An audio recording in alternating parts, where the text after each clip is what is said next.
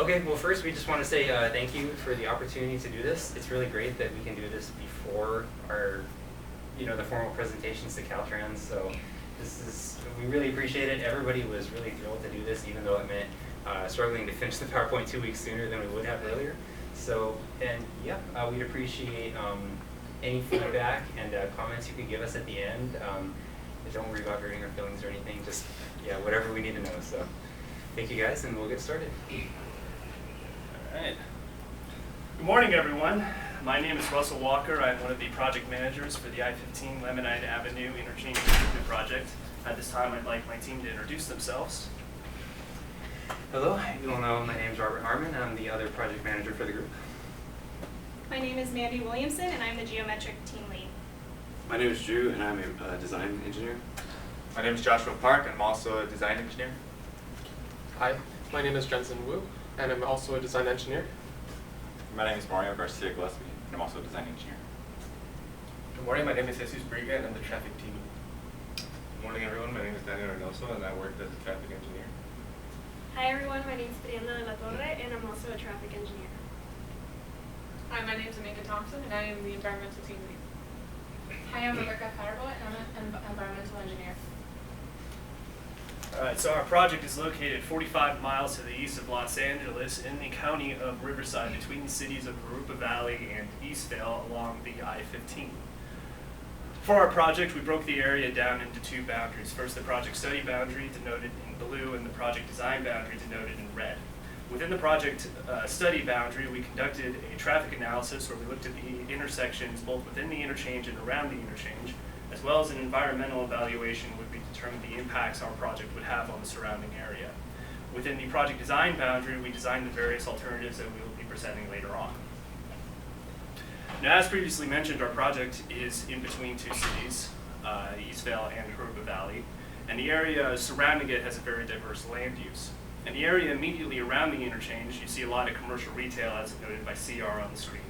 Surrounded by the commercial retail, you see a lot of residential areas, as noted by the RES. And then peppered within those, there's a lot of business areas, as well as industrial parks, as noted by BUS and IND, respectively. Now, as you can see on the screen, the area is not completely built out at this time, and we are expected that by our 2040 design year, that the area will be built out in the blank areas you see on the screen. Additionally, the areas that currently exist will also be expanded in the future. For example, the residential area you see around is currently designated light density residential housing, and we expect that by the 2040 design year, that will change to medium density residential housing. The impact that is expected to have on our project will be explained later. At this time, I would like to hand it over to Robert Harmon to discuss our project purpose and needs. Hello, again, you guys all know my name. We determined that the purpose of this project is to reduce congestion through the interchange for passenger vehicles, trucks, and buses, while enhancing facilities for pedestrians and bicyclists to safely accommodate traffic across the interchange. Then we determined the need for the project, which includes alleviating congestion through the intersection, improving pedestrian and bicycle mobility through the intersection, maintaining a park and ride facility near the area, and accommodating utility crossings through the I-15.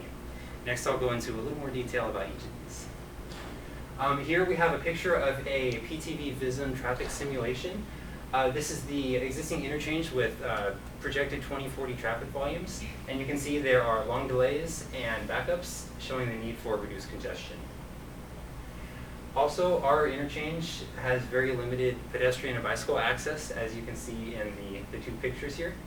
Both cities in their general plans have stated that they want pedestrian and bicycle access on both sides of the road. However, currently there's only one unpaved discontinuous path on one side of the road that serves pedestrians.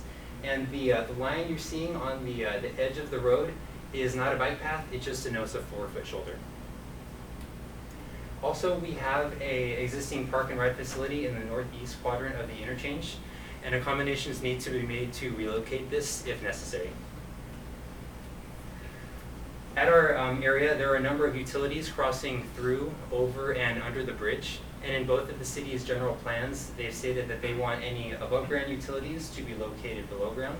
So any new designs should incorporate this while maintaining existing utilities and not diminishing their functions.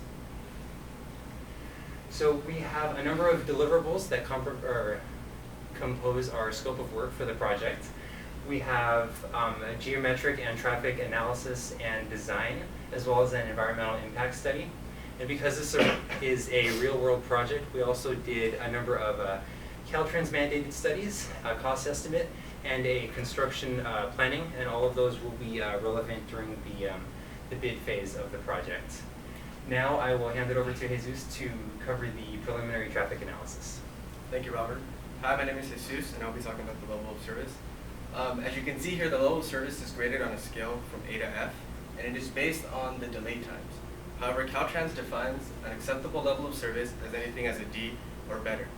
Based on our synchro analysis for the year 2015 AM and PM peak hours, you can see that we have one intersection with an unacceptable level of service, and the other four with a level of service that is adequate to serve the capacity. Based on our 2020 AM and PM peak hours, you can see that by the year 2020, you can see that all intersections will fail. And this is this is due to the fact, as mentioned earlier by Russell, that some of the housing is going to go from light to medium, and some of the undeveloped areas surrounding our interchange is going to become developed. And so we used a higher standard growth rate in order to forecast our traffic volumes to provide this analysis. And by the year 2040, we can expect that all intersections, assuming that we maintain the existing tight damming configuration, will fail. Next, I will pass it over to Jensen, who will talk about the viable alternative selection process. Hello, my name is Jensen, and as Jesus mentioned, the existing I-15 Lemonade Avenue interchange is currently operating at a minimum level of service of D, and by 2040, it will be unable to accommodate the traffic conditions of the year 2040. To solve this problem, we developed a 5-step process to select an interchange.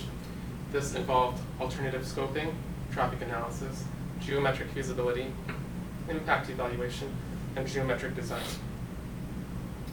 Our first step, alternative scoping, we identified 9 different interchange types based on their unique advantages. These were the spread, folded, and hybrid diamonds, a roundabout, a partial cloverleaf, and a continuous flow interchange, a diverging diamond interchange, and a single point urban interchange. Our second step was traffic analysis. We used synchro to determine if each alternative was able to achieve at least a level of service of C in 2040 traffic conditions. Our first 2 alternatives, the spread diamond and the folded diamond, both received level of services of F at each interchange. So this is Lemonade Avenue, that's the I-15, and because both of these alternatives failed because there was high volume left turn movements going onto the ramps, and this impeded the flow on Lemonade Avenue. Our next 2 alternatives, the hybrid diamond and roundabout, also failed. They both received level of service of F during 2040 traffic conditions. The hybrid diamond failed for the same reason, high left turn volumes onto the on-ramps, and for the roundabout, they had a high ramp volume which blocked one roundabout and therefore caused both roundabouts to fail and receive level of service of F. For our partial cloverleaf interchange, we received a level of service C in 2040 traffic conditions. This worked because the high left turn volumes now turned right, and that reduced that congestion. For the single point urban interchange, also received a level of service F here at the intersection, where all left turn movements are converged into one intersection. That's it. For our next 2 alternatives, they're relatively uncommon in the United States. We have the continuous flow interchange and the diverging diamond interchange.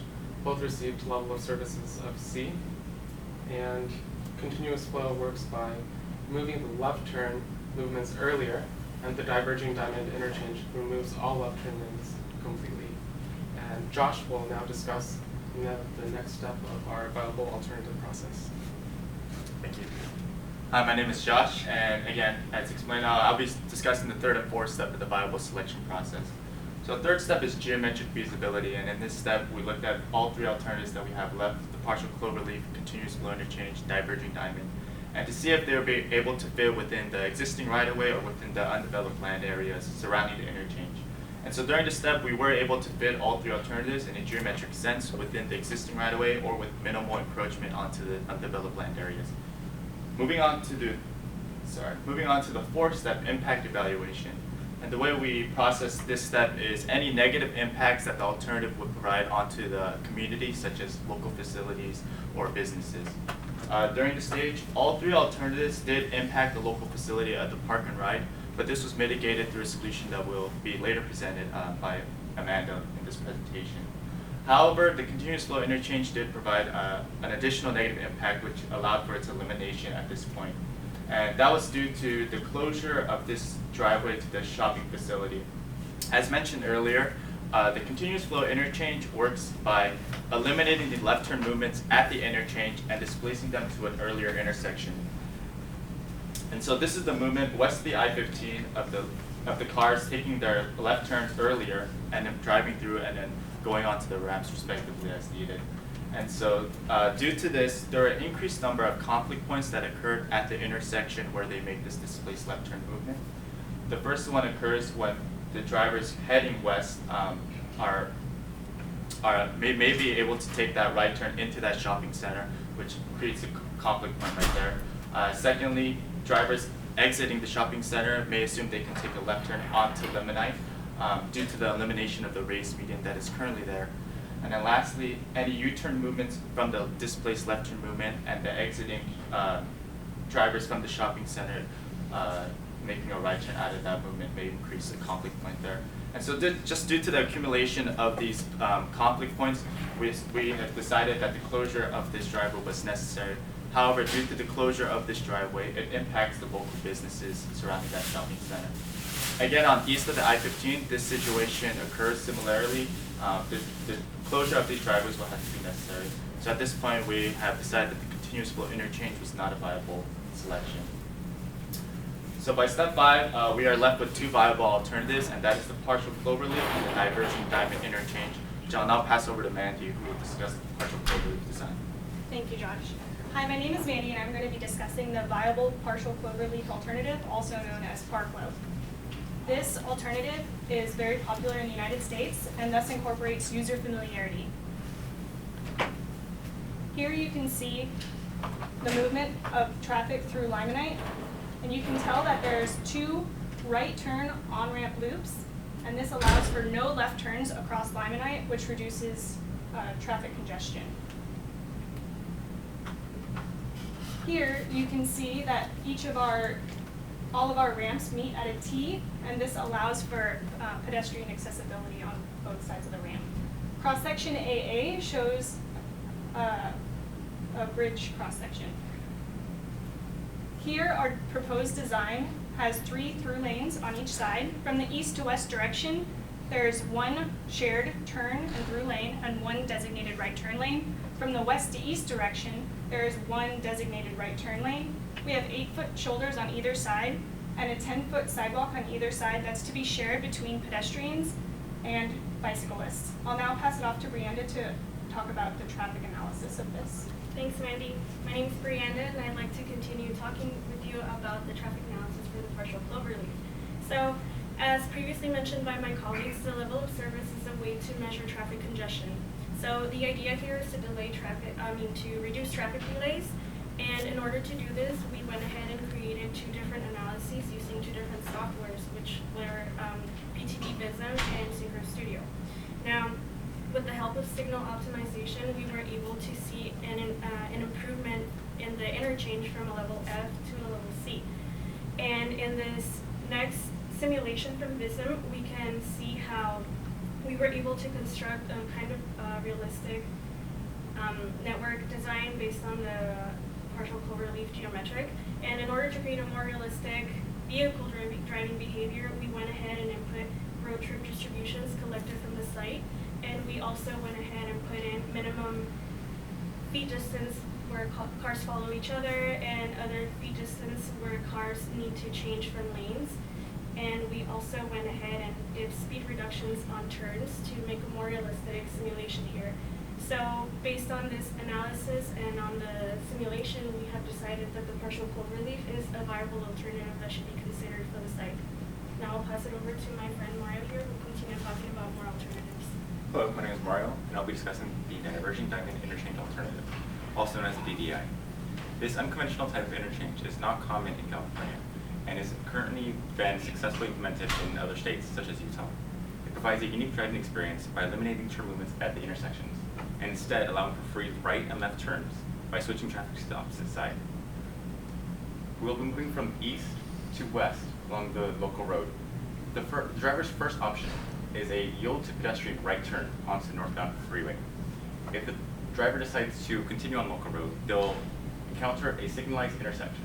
At this point, they will only have the decision to drive straight, switching them to the opposite side of the road and allowing for a left merge onto the southbound lane.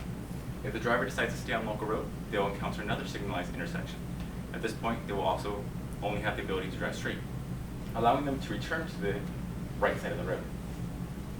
Pedestrians move through this interchange by crossing to the center of the bridge at each intersection. They are allowed a 10-foot pathway to share with bikes that is protected by a permanent K-rail on either side. Cross-section A prime will show us a view of the bridge layout. So on either side, there is 4 through lanes, 1 lane for merging left turns, 8-foot shoulders on each side of the vehicle travel paths, and a 10-foot sidewalk that is also shared with bikes. Now I'll pass it on to my colleague Daniel, who will discuss the traffic analysis for the diverging diamond interchange. Thank you. Hello everybody. Once again, my name is Daniel, and I will be discussing the traffic analysis that was conducted for our DDI configuration using both synchro and PT vism. Previously, the term level of service was defined as a way to qualitatively measure traffic congestion at an intersection based on average vehicle delay times. For the proposed design year of 2040, our DDI was shown to have improved the level of service from a level of service of F to a level of service of C for both intersections for both the AM and PM peak hours. These level of service values were generated from our synchro analysis, and the signal timing information, lane configuration, and other sets of data were then imported into PTV vism in order to run an accurate simulation to visually see how traffic would behave throughout our interchange. The following video is a fly-through of said traffic simulation, and it follows the eastbound traffic as it travels from the city of Eastvale to the city of River Valley. The signalized intersections can be seen here and how they would function under normal operating conditions. Furthermore, the merging interaction between the vehicles attempting to exit the freeway and the vehicles attempting to enter can be seen and how they would play out. Finally, an overview shot of the entire interchange shows how traffic would behave throughout the network. This simulation, as well as the level of services from our synchro analysis, show that, at the very least from a traffic perspective, the DDI is indeed a viable alternative that should be considered for recommendation. I will now hand it off to my colleague Amanda, who will be discussing the environmental analysis. Hi, good morning. I'm Amanda. So in addition to the viable alternative analysis, we did a preliminary environmental analysis report, also known as a PAIR. The purpose of the PAIR is only to identify aspects or environmental aspects that will delay the project or will impact the footprint of the project. So in our analysis of the 17 items analyzed, we found that land use and cumulative impacts are 2 items that need to be looked into further or will have the greatest impact on the site. So the first is land use. Both alternatives will require right-of-way acquisition. As you can see, the blue line represents where the right-of-way is now. And in the future, with both of the footprints overlaid on the current right-of-way, we're going to need more right-of-way just to fit it on or at the site. So the partial cloverleaf will require at least 17 acres of land, while the DDI will require 7. So land use, we're going to need to take away valuable property from the current owner as well as the cities. The cities won't be able to make money on this property anymore. So it's worth noting that this is an environmental impact that will affect both cities and the current landowner. And next we'll talk about the cumulative impacts. Cumulative impacts are existing infrastructure at the site that will need to be relocated as a result of our project. So as you can see, the first one we're going to talk about is the park and ride. Currently, or you can see the partial cloverleaf is overlaid on top of the existing park and ride facility, and it's going to need to be shifted or moved because it runs right through the site. So we propose a location at the intersection of Pat's Ranch Road and Limelight Avenue as an alternative to the current location of the park and ride facility. Next, we have a few cell towers that will need to be relocated as well. They're in between the on-ramp and the I-15. It's a safety issue for both maintenance crews, and it's going to be a distraction to people driving, merging onto the freeway. In addition, it will be in the way of construction efforts, so those will also need to be removed or relocated as well. And lastly, Limonette Bridge is going to be will need to be completely demolished and reconstructed as for both alternatives. Currently, it is too short to house false work to expand the bridge. In both cases of the DDI and the partial cloverleaf, as well as the partial cloverleaf, we're going to need to expand the bridge or the length of the bridge to make room for the loops coming in. And as a result, that'll take away from the abutments, so we need to make more room for that. Therefore, a new bridge will need to be reconstructed. Because there's a new bridge going in, we need to look at the current bridge itself. Currently, there are gas lines and power lines going through the current cells of the bridge, so those will need to be dealt with. Doesn't need to be dealt with as the project goes on, so not to impact residents and commercial retail in that area. Now I'll pass it on to Russell, who will talk about the cost-benefit analysis. Thank you, Amanda. Once again, I'm Russell Walker. Now, to begin to compare the two alternatives together, we conducted a benefit-cost analysis, the first step of which is to calculate the benefits and the costs. The benefits for each alternative was based on the reduction in emissions as well as delay times relative to the no build, or in other words, how we improve circulation through the site. And then the costs were based off the support cost, which is a combination of the design cost as well as the cost of design support whilst construction is going on, as well as the cost of building each alternative.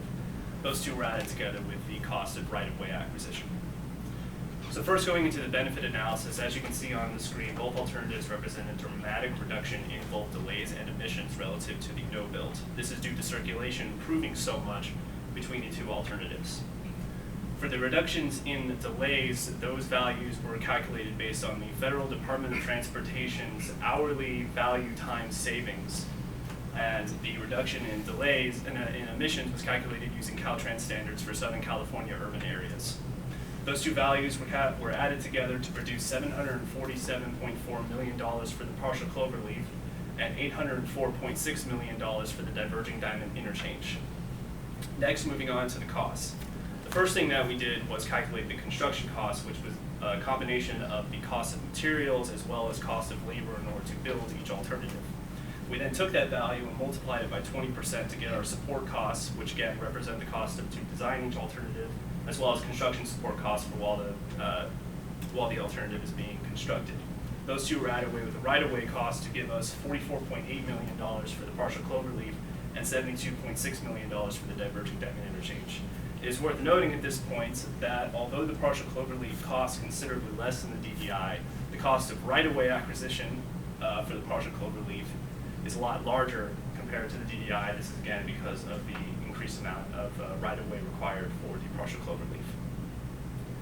So we then compared those two values together, and in doing so we generated these graphs. These graphs represent compounded values. So the 2040 benefits represent the total benefits accumulated by the alternative at the design year, and the 2019 value represents the total cost in order to build the alternative. And as you can see, based on the graphs, the benefits for both alternatives dwarfs their costs. Now to compare the two alternatives together, we divided the benefits by the cost to give us a BC ratio or benefit cost ratio. Now alone, this value is able to tell us whether or not the project is economically viable, with a value above 1 meaning it is and a value below 1 meaning it isn't. So we then took the benefits and the costs for the partial clover leaf and got their BC ratios, and as you can see, it's very clear that both projects are economically viable with BC ratios well above 1. However, the partial clover leaf has the higher BC ratio with a 16.7 compared to the DDI's 11.1. Thus, the partial clover leaf is expected to produce more value than the diverging diamond interchange. I'm now going to hand it off to Drew to talk about the weighted decision matrix. Hello, I'm Drew, and I'll be going to the weighted decision matrix. Our matrix was set up to give take into consideration multiple factors rather than just cost alone, as cost should not be the only factor in our determination for which alternative. We gave each of our factors a relative weight in terms of how they ranked up against each other. And at the top, you see local circulation and pedestrian and bike. And we determined that those circulation through the interchange to be the highest compared to the other ones. What's not on the list is safety, and safety is a huge factor, and it is actually the first one. But since would be silly and foolish if we put an alternative that didn't meet a safety factor on this list, so like we didn't put it on there. And so the way this weighted decision matrix works is that each factor for each alternative was assessed against each other, and it was given a rank, and then the rank was calculated with the weight and given a score. And with this score, it was repeated throughout the whole entire matrix, and we determined through this matrix you can add up the scores, and the alternative that is the highest will be the one that makes the, it would be the one that becomes our recommended alternative. And through our calculations, we determined that the Parklow was in fact the one that had the highest score and was our recommended alternative. I'll now pass it over to Rebecca, who will go over the construction stage. Good morning again everybody. My name is Rebecca. So this is the current condition in our intersection. It's highlighted in blue. And there's a parking and ride, as my peer mentioned earlier, and the cell phone towers, as well as some trees along the Monet Avenue that will have to be removed or moved somewhere else before construction starts. So the first staging of construction will consist of building the new racks highlighted in yellow, and this expansion of Lemonade Avenue in this areas right here, and on the along those the new ramps. During this stage, our intersection is going to function normally. The shoulders might be closed, but all lanes will remain open. Next stage of construction will consist of building the new loops, but before they can be built, we have to demolish the existing ramps. And also, it's important to know that at this stage, our intersection is functioning as a spread diamond. During the stage 3 of construction, the north side of the bridge is going to be constructed, and the south side we're allowed to have 4 lanes open for traffic. We'll have 1 through a lane and 1 lane designated for right turns for both eastbound and westbound traffic. During the last stage, we're going to build the south side of the bridge, and then the north side of the bridge will allow traffic to get through. And then we'll have our final design. And I'm going to pass it on to Robert, who's going to give us the 3D visualization of the design. All right, hello again. So lastly, we made a 3D digital model to represent what the finished Parklow will look like once it's constructed. We did this using the software InfoWorks and Lumion. We'll start the simulation by heading westbound on the proposed Laminite Avenue, where you can see the proposed lane configuration, a 12-foot stripe median, close-up of the 10-foot shared sidewalk. Now we approach the west intersection, which is able to just have 2 phases because of the added loop on-ramp. Now down the southbound on-ramp onto the future build-out of the I-15, and an underview of what the new bridge will look like in the area. And that is our proposed interchange.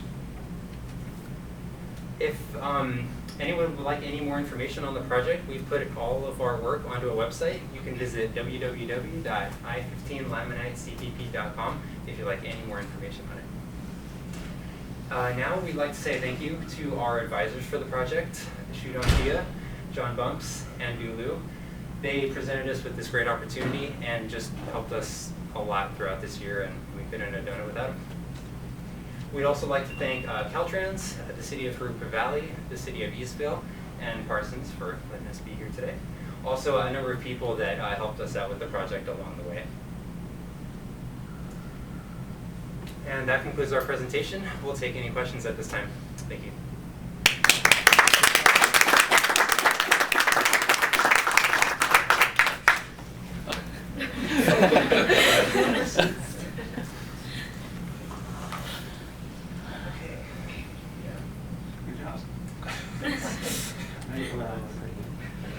Questions? Go ahead, John. No, you go first. No, I think your presentation was well timed and well, everybody had their roles. I think overall, I just from a standard presentation mode, I just remember that the audience does not know what you're saying. So if you forget something, you tell me, don't worry about it because they don't know what you're going to say anyways. And so just get you back in line. So don't let that frustrate you. They won't know. Overall, I think everybody did an outstanding job on the topics and transitioning between your different areas is very impressive. So you guys did a great job overall. Thank you. Any technical questions from the audience?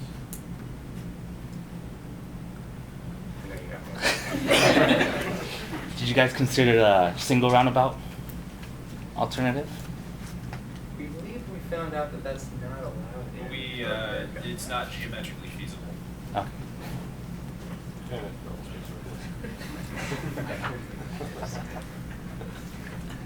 The only other thing I would probably say, just think about a couple things. How you went eliminating your alternatives. It would seem to me, and John can correct me if I'm wrong, that it would be good to show all your eliminated ones first, then go into the ones that you selected. I saw that you eliminated 4, then there was one viable one, then eliminated 2, and you ended up 2. Just food for thought. If you're already ready to go, it's not a big deal. That would kind of lead you into the path that we did all this elimination. Now let's talk about what our viable alternatives would be and why. The other technical side of it, on the environmental side, one of the things you might also consider that you're removing an existing bridge. There's other elements besides just utilities. You're dealing with asbestos potentially. That's always an issue. So bring that up.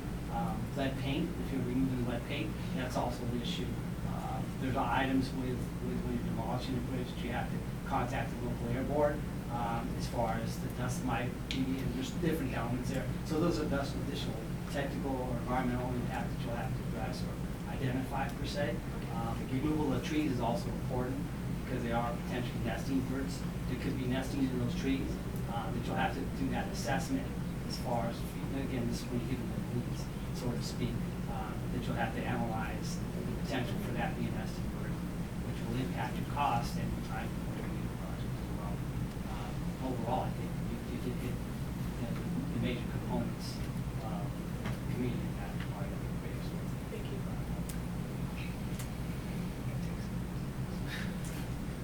And the other item I thought, I just jotted down on your safety, and John probably wrote down.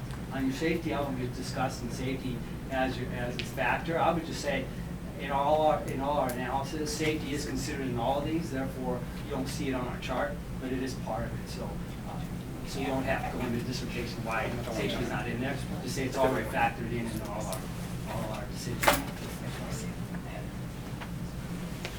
That covers all the little things that I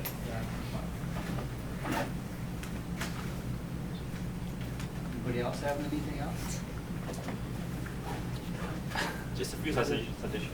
Can you go back to the slide where you showed the traffic data in 2020 and 24? The future focus? This might take a while. Just hold it. If you want me to just do it. That'd be easier.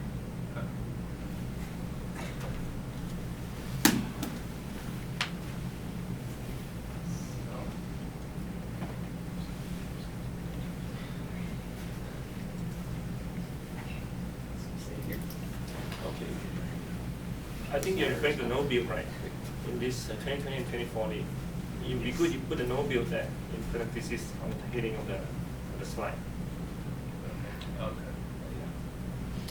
And I might suggest you want to explain what a no build is, because not everyone in your audience is always technical, because you guys never mentioned no build up until the end during the benefit cost analysis. Another one on the DDI layout. Can you go to the guess for the DDI? On this one too, if you color code your levels of service, green is good, red is bad, it helps the viewer see how things get worse as you go through time.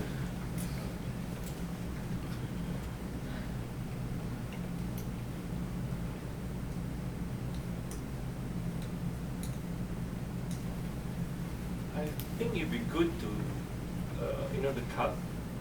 the gore area, the diamond gore area, it'd be good to put it green. A bunch of dotted lines in between. Oh, there. okay. Yeah, I know. Okay. It's good to put it green. So That makes sense. You see the ramp, all the ramps. On the right-of-way impact slide that showed the two alternatives, I don't believe the two alternatives were labeled. Okay. Might put a label on which one is which, they know.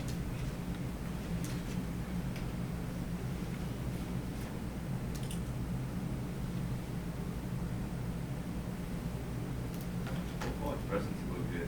Some of the slides, the color scheme we use, some of them for like staging, green on green, green on light yellow, very difficult to see that. So consider that. So there was a technical issue. I have created brand new slides for the staging that are a lot better, but we use Dropbox, and when I save, somebody else can do. And also the ICE process, get any discussion, especially in the nation. So we need discussion on ICE process, part of the indigenous evaluation. It's an ICE process. So we need discussion on that. Yeah, addressed that issue last time. Hopefully this time we'll get it. If you go back to your staging slide, I was curious, I didn't catch it when you're taking out your existing ramps to put in the loop. Are you already having your new ramps in? So stage one, go back to stage one. So explain stage one real quick. So in stage one, the construction of the new ramps, the ones in yellow, are going to be built. And this slide is an outdated one, but on the new one, I would show this Limonite Avenue and the existing highway being open, and then I'm gonna show these slides right here being constructed, or in red. So it's the color will be more contrasting. Okay. And yeah, so then. That's probably what I got. Okay. And maybe just hatch what you're actually constructing and not the entire thing, like the freeway is wide and the ramps are. Yes. So just And like maybe a legend on it so we can see what's being constructed in this one versus what's been constructed possibly. How much is the profile changing with the new structure? So the structure's getting longer and wider. For the park flow, it has to increase about 3 feet, and for the DDI, it has to increase about 1.5 feet higher. So when you looked at the staging of it, did you consider the elevation differences of where the existing ramps are tying into Limonite versus where the new proposed profile is? Yes. He's right there. Oh, yeah. Yeah, we did. When the construction is going on, we'll have temporary grade changes going on so that it's more of a smoother transition for the people who are there. And then once it's all fully completed, everything will be smoothed out as intended.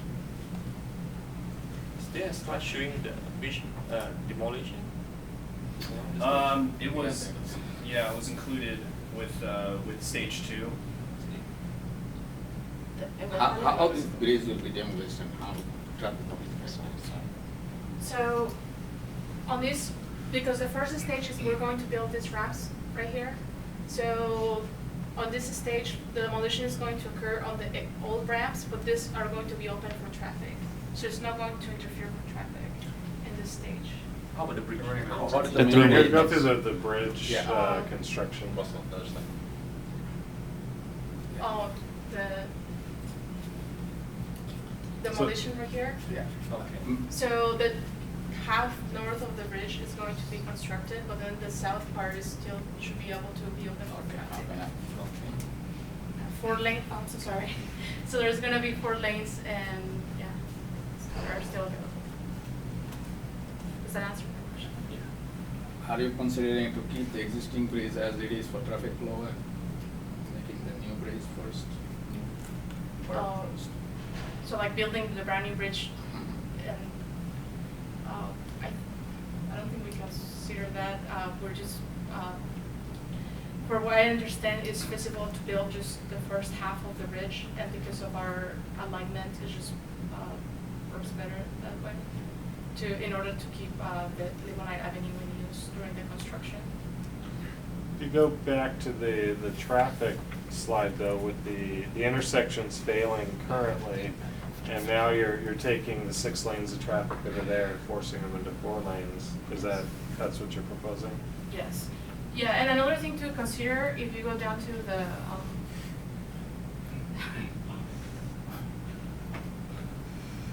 I'm sorry. So because we're going to close the bridge once all the new ramps are built, so we have a lot of right turns. So we're gonna have 1 through lane, but then the people entering the highway will be able to. Sorry, I think I'm doing this wrong. Yeah. So the people entering the highway are gonna be able to have a right turn, and this through traffic. So we have 1 designated right turn lane and then 1 through traffic. Traffic will be slow, but we still be able to get through. I think just having this new lanes. Can you open up the loop ramps? Because now it looks like you're constructing the north half of the bridge, but Yes. you can't open up the traffic until that bridge has been demolished and the abutment is moved back. But you have the existing bridge on the south side that's blocking traffic. This right here? You're right. Yeah. Okay. So. Yeah. this- So really, that loop ramp, you have to Okay. dive that into the freeway sooner. Yes. So it's another temporary alignment. Yes. Let me add a comment on that. So remember, construction during our peak hour time. So the analysis we have is the peak hour time analysis, right? But during that time, when we do the construction, we choose not to normally do it at night, off-peak times, vacation time somehow, so the traffic condition is minimized. You can address that issue. Okay. This exact same thing. Basically, they have people's loop ramps open in order to be able to tolerate the traffic. Did you guys consider the impact this will have on the intersections nearby? Because it's already kind of failing, before the new interchange. You might want to consider that. Looking all the other intersections Yeah. out there? Well, we focused mainly on the 2 intersections for the interchange, because as for the city, there isn't much we could do with that. Actually, maybe yeah, like a detour plan, for traffic to get around.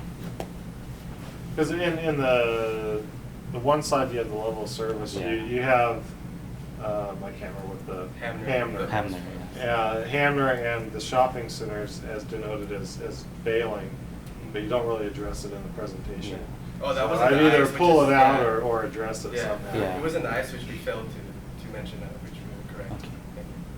I think a good detour will be going north from Hanna and exit at Cantu Galliano interchange. That will be a good detour for Eastville. Did you make an assessment what is the difference between the stage construction between these two alternatives? Cost-wise? Russell, you would be able to answer that for the DDI stage construction. Could you repeat that question, please? What is the difference between stage construction cost between these 2 alternatives? Which one is better? The construction cost for the DEI is much larger. No, construction, I'm not talking about stage construction. Staging. Oh, I believe we completed the DDI in 4 stages.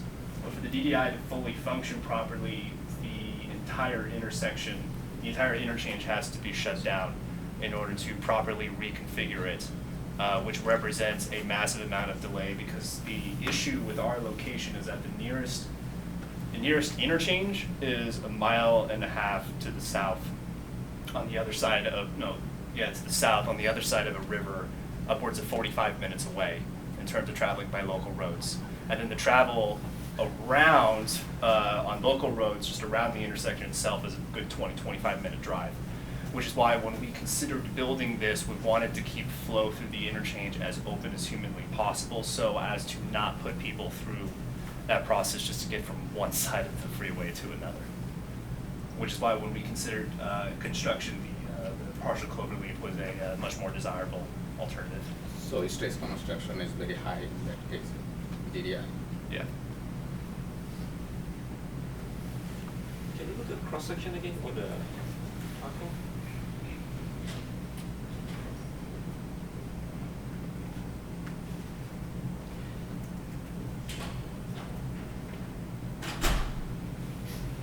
Is there any reason why we didn't have a raised median? Because then we would have had to make the bridge even wider. We would have had to have an 8-foot shoulder on the inside.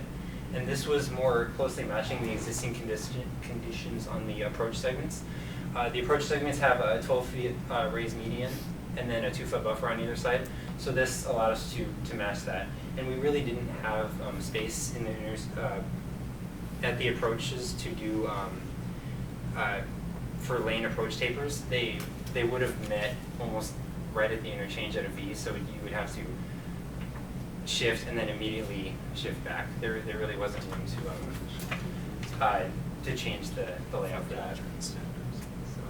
But you still need the median within the 12 feet. The 12 feet median. You can't fit anything. Yeah, this is 12 feet. 12 feet, Yeah, right? yeah. Can you not put in raised median there? Well, just because if we do a 12-foot raised median, the Caltrain standard is that for that many lanes, if you have a raised median, you need to have an 8-foot inside shoulder on either side. So that would have, that's why I was getting at the approach tapers.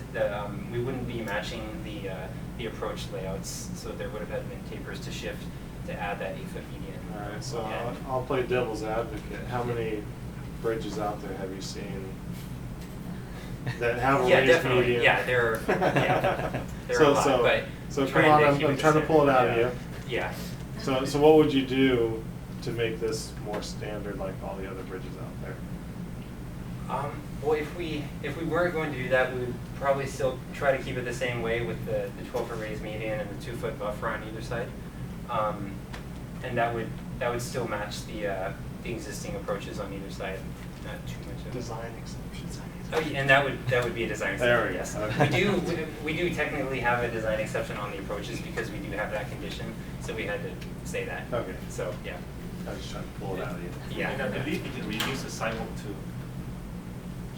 Are you saying that the sidewalk is a sidewalk, pedestrian sidewalk, and so bicycle? Yeah. Can you not put the bicycle on the shoulder? We considered it, but because That way you can reduce the sidewalk technically to 6 feet.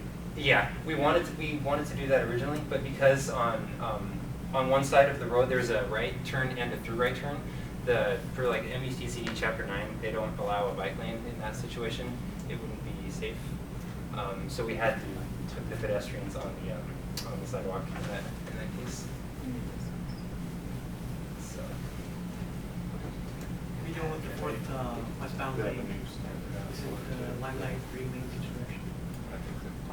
It is 3 through lanes in each direction, and one side has a through right, and then they both also have a designated right. So there's technically, over the bridge, there's 4 on one side and 5 on the other. So that condition, that through right throughout the entire area, was needed to attain the level of service of C. So we thought it would be better to put the bikes on the sidewalk rather than compromise that. So. Is there any safety issue if you combine bicycle and pedestrian together?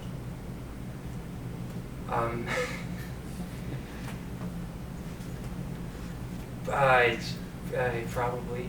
Yeah. We couldn't. I don't know if we can. I don't know if anyone can quantify Question over there. Is there any safety issue if we combine bicyclist and pedestrian together? I mean, 10 feet is a recommended width of the sidewalk if you do that. But As for that specific question, I don't think right now if we can combine multi-use. For example, on a roundabout, you combine bicycle and pedestrian together on a roundabout program. So it's allowed. I guess what they need to do is to actually pull the bike instead of riding on the bike. Because it's on the race Yeah, so sidewalk. they should be getting off the bike and Yeah. walking through the Yeah, sidewalk, yeah, not yeah. riding through it. Yeah. Okay. That's how they do it for roundabouts. Oh, okay. Yeah. Do you want to talk about the surrounding area for bike lanes? So the plan for the surrounding areas, they want to have a class 2 bike lane in the area, and we were definitely trying to incorporate that into the design, but we would have had to add an extra lane on the other side to have enough capacity to do that, and we felt that it was just better to have it with this this layout and the 10-foot shared sidewalk, and still be able to accommodate the bikes. Do you have anything else for that? We found documentation that said that that's something that they want. They want to include bicycle lanes on either sides. However, at the moment and for the foreseeable future, there are no plans to include them anywhere in either parts of the city. So we would in essence be having bike lanes that go nowhere, that just empty out into the street. So for the time being, although in the future it may want to change for striping purposes, for the time being we considered it not desirable to have these long bike lanes running along. But if you consider a dedicated bike lane, then what are the safety issues for the pedestrian? Well, they'd have to, only at the intersection they have to get down and cross the bike, only that portion. Yeah. That is better than this option, or which one is better? I think the way we have it right now, where we would expect the bicyclists to get off their bicycle and push it along to go through the intersection. Yeah, is the design. this time you have to go a long way, at that time you have a small portion to get out. Yeah. Go again. Have you considered putting pedestrian access on one side of the bridge instead of on both sides? So you can squeeze in, class 2 bike lane. We did consider that, but then we would have to give preference, and because the 4 quadrants around our interchange all have potential commercial, and currently the southeast and northwest have the most commercial land use, you'd be giving preference to different businesses, and so we decided that that's not the best way to go. We would end up with some complaints from the city.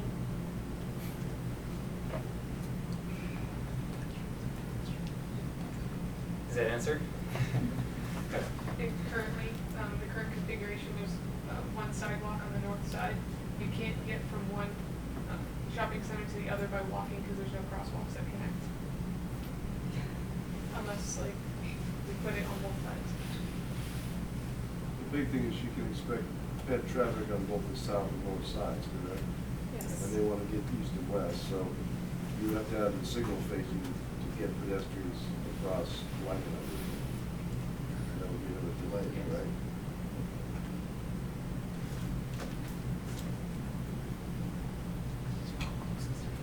Anyone see something?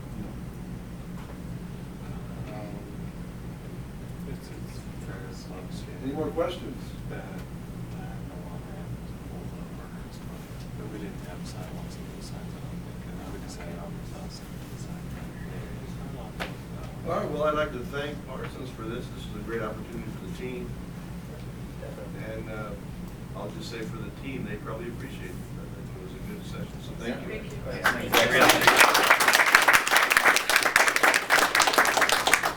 You did the excellent job. Thank you. Good job. Fix what you can and then move on, 'cause you guys have done a great job already. And just do what you can and then be ready for more of a set. Don't add any more work to yourselves, but just fine tune a little bit more. Yep, I just want to add another part in. The team would like to get a 3D printer, printed model set up. They haven't got a model available yet, so that's why they can show today to you.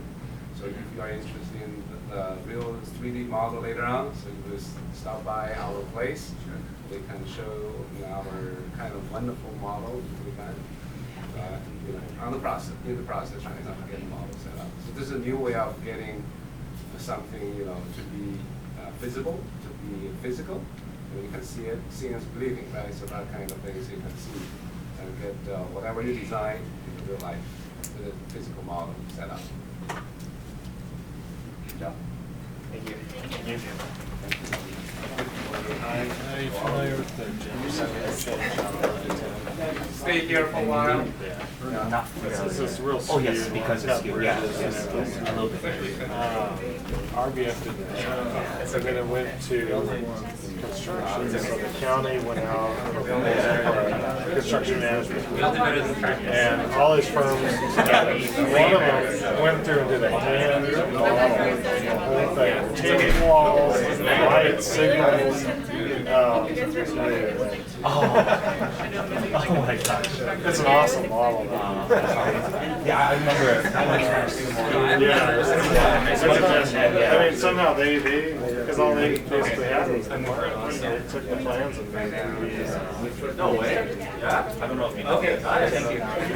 Exactly. Yeah, we need to split them up. Exactly. Didn't see like that. Oh, really?